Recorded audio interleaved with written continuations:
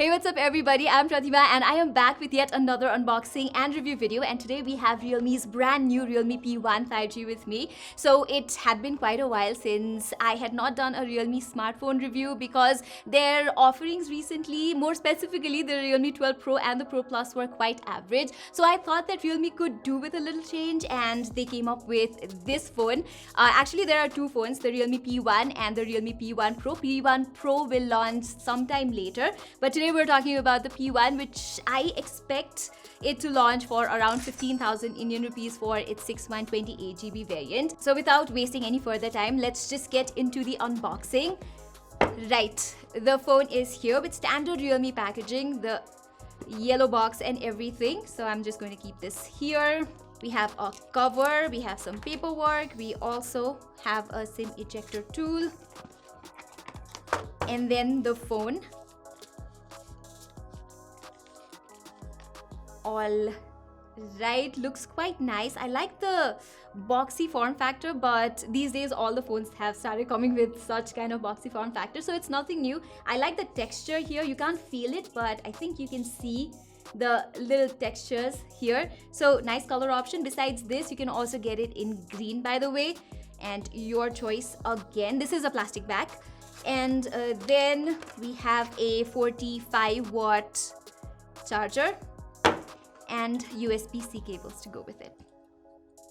Alright, so Realme claims that the P in P series stands for performance. So let's start with the performance side of things. Here we get the Dimensity 7050 chipset, which I would say is a very competitive SoC in this price segment. In this price range, we usually get the Snapdragon 4 Gen 2 or the Snapdragon 695.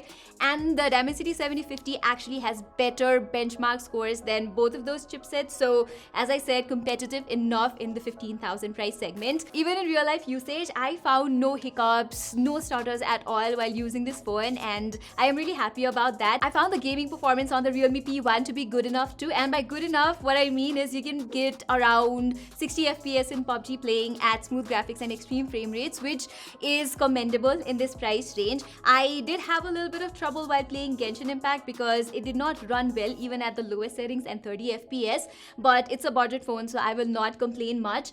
Good news is that Realme has actually included vapor chamber cooling system here. So while I played PUBG for more than an hour, this phone did not go beyond 40 degrees.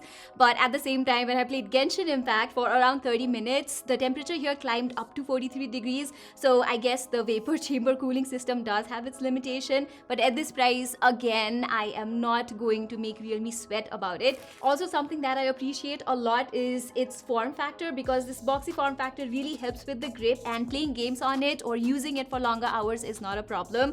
This design does resemble Realme's 12 Pro series, but this is not as premium when you hold it, since this is a budget phone. It's not a glass bag, as I said, it's a plastic bag, but it's not heavy, it's comfortable to use, so I do not mind that. Also, there are a little bit of additional perks here, like this is an Aqua Touch display, which means that even if your hands are wet, there is not going to be any kind of touch response issues here. Now, personally, I don't see a lot of instances when this feature could be extremely useful to a lot of people, except for two. Number one, if you have extremely sweaty hands and if you use your phone for longer hours, this feature might come handy. And number two, if you have to use your phone while it's raining. By the way, this phone also has IP54 rating, so it can take in minor splashes every now and then. Even on the front, you get minimal bezels here, so this phone does not look outdated like phones from some other brands, Samsung. Anyways, you get a nice quality AMOLED screen here. So this is a 6.67 inches AMOLED screen with a full HD resolution and 120 Hz refresh rate that switches between 60 to 120 Hz depending on what's running on the screen. And this is actually a good quality display. It has nice contrast and the color reproduction is great too. Although I have to tell you that this is not a 10-bit display, it's an 8-bit display, and it does not have HDR video playback in Netflix. But for generally using your smartphone or while watching contents on YouTube, this is a great screen, I have to say. So like with most budget Realme phones, you also get this notch that mimics Apple's Dynamic Island. Realme calls it mini capsule, and it's not as functional as Dynamic Island, but it can do do a little like few tricks of its own while playing music or while charging the phone. So that is there. And the touch response on the screen is good as well. As you can see, no touch issues at all. It has 240 Hz of touch sampling rate, and the in-display fingerprint sensor that is here works fast and accurately as well. And lastly, this is a bright enough display too. It has 2000 nits of peak brightness, but its typical brightness hovers around 600 nits. So in indoor conditions, visibility is not a problem, but with extremely harsh sunlight, visibility could be a little bleak, so that is something you need to keep in mind. But I do appreciate the fact that Realme has provided a stereo speaker setup here. The speakers here are good enough. They're loud, but sometimes they can distort at the highest volume. So my advice to you is to listen to songs or watch movies at around 80 to 90% volume for the best experience. Anyway, the battery life on the Realme P1 is awesome. You get a 5000 mAh battery here, and Realme's battery optimization is pretty stiff. So I was able to get around 7 hours of screen on time with my kind of usage, which involves a lot of clicking photos, a lot of social media, and also gaming every now and then. As I showed before, you get a 45-watt charger inside the box, which takes the Realme P1 from 0 to 100% in around 1 hour and 30 minutes.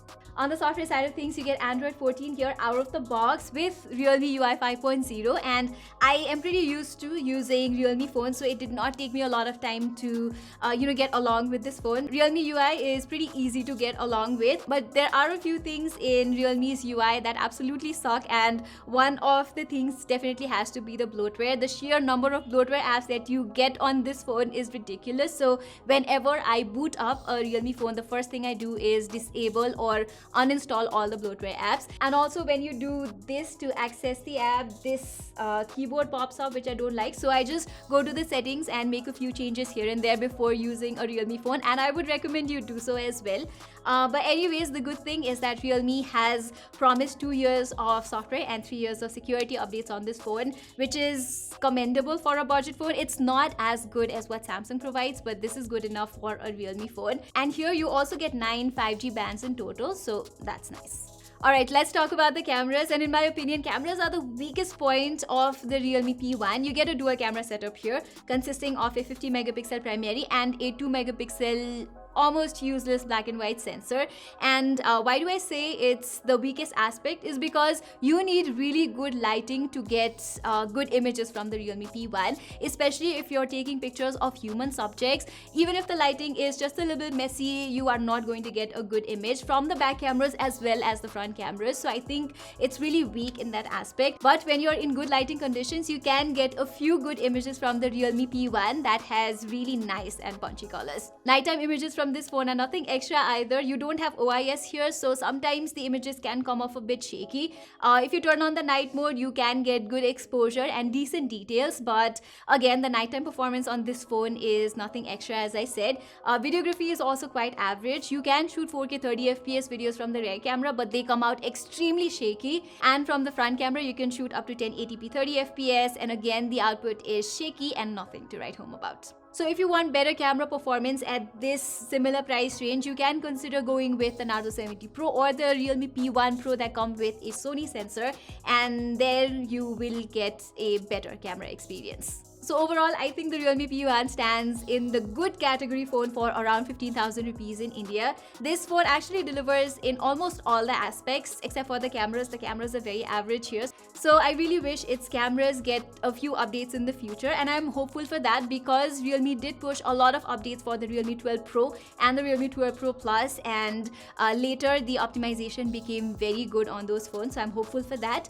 But overall, I think this is a decent phone for around 15,000 rupees. So everybody, that was all for my unboxing and quick review of the Realme P1. I will also be coming up with a review of the Realme P1 Pro and possibly comparing it with the P1 as well. So if you don't want to miss that, do subscribe to our channel. Saying this, I'm Pratima, and thank you so much for watching.